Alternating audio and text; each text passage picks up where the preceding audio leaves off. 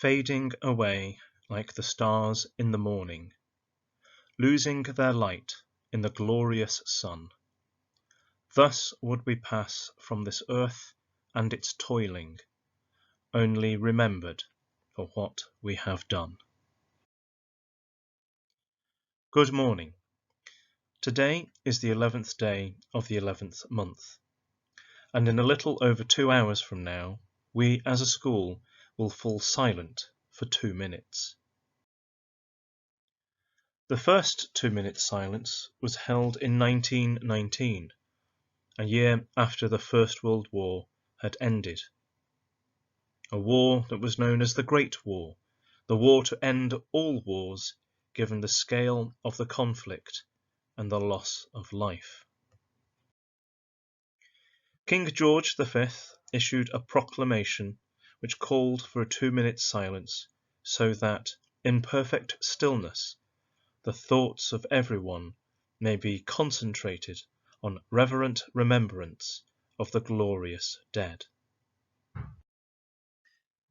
It was felt at the time, and still is today, that the sacrifices made by individuals should never be forgotten.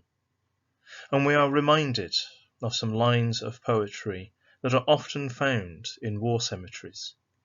And the lines read, "When you go home, tell them of us, and say, for your tomorrow we gave our today."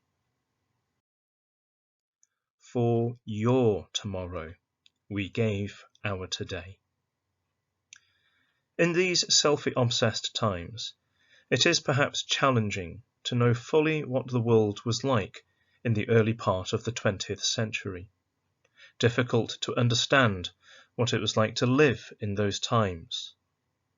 Hard to comprehend the sacrifices that people were prepared to make. Later this morning, after the trumpet sounds, and we stand in perfect stillness, we have a moment to think about how fortunate we are. And we have a moment where we can dedicate ourselves to remembering those who served, to appreciate the sacrifices that were made in giving their last full measure of devotion.